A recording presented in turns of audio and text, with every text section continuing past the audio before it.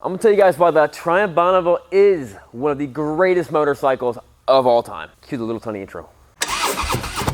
So the Triumph Bonneville is actually one of the longest lasting motorcycle models of all time. It came out in the 1950s and they're still currently making it, and they're showing no signs of ever slowing down.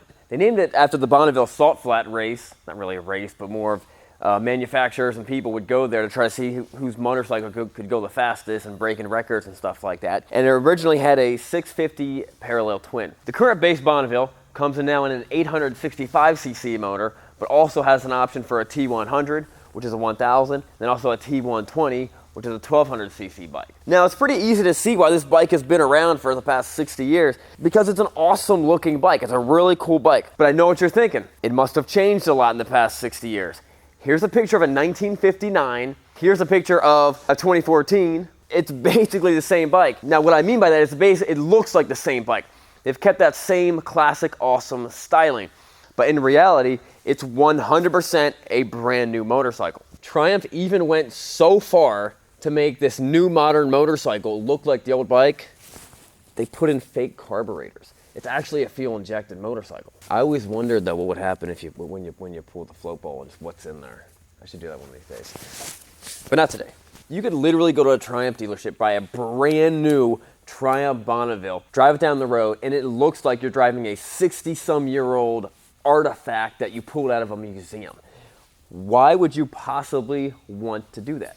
I'll tell you why. Because it's awesome. It's super cool. Riding old bikes is fun. It looks awesome. You feel like you're like your grandfather. You know, you get to experience and feel what they felt back in the day. But the downside is technology has changed so much with braking and performance that, you know, you don't want to ride the old bikes. So why not get the best of both worlds? Imagine this. Imagine if you could buy a 1937, GMC pickup truck that looked like that, but had a brand new Duramax engine and new interior and Bluetooth and all the cool, creature comforts that we've all grown to, be used to. That'd be an awesome vehicle.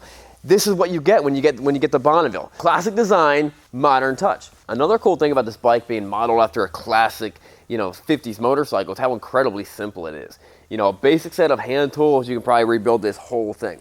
You got your basic simple shocks, you got your front forks. It's all right there, it's all easy. To take the seat off, 2 bolts right back here, the whole thing comes off, your battery's in there. It's just a simple, easy bike to work on. No extra frills. It has everything you need, nothing you don't, with one exception. That comes over here, and that would be this ridiculous pass button that when you press it, it flashes your high beams, which makes no sense to anyone. I don't know why Suzuki did it. I think Kawasaki did it for a couple years. Possibly the dumbest thing I've ever seen in my life. Now, I know this is just me, but I feel like the key is at a very weird spot. I hop on these bikes, and I'm always thinking it's going to be down here, down by my leg, up here on the right side. No, it's on the left side, completely hidden by your clutch lever, but the key is right there. But the big question is, who is this bike really designed for? Let's go for a test drive. Let's figure it out. All right, guys, before we do the test drive, let's do the words of wisdom real quick. Luke 6:35. But love your enemies and do good, and lend, expecting nothing in return. And your reward will be great, and you will be sons of the Most High, for he himself is kind to ungrateful and evil men. That's a good verse. Jam that back in my pocket. So the question is, who is this motorcycle for? Who is it marketed towards? What did they design it for? Who is a good candidate for a bike like this? And this is the answer to this question is another reason why I'm pretty confident in saying, this is one of the greatest motorcycles of all time. And that's because it has a huge range of people that can ride on it. Now, I don't say that about anything. I'm not the type of guy that's like, oh, this is great for everybody. No, that's not the case. You have entry-level bikes, you have mid-range bikes, you have bikes that are for experts, and you have bikes that honestly no one should ever be riding, ever. And those are the coolest ones, just so you know. But so you have a big range of stuff, but then you have then you have the bike that's like this, and it's not very heavy, it's not very tall, it's fun for anyone to ride. I've been riding for a long time. I love riding bikes like this. It's just a blast to drive. I can ride it in the rain. I can ride it in any season. I love the way they look. I don't look too small. I mean, I don't look too big sitting on the bike. You know what I mean? The bike's not too small. It fits a large range of people. This could be your first bike and your last bike. That's kind of what's so great about it.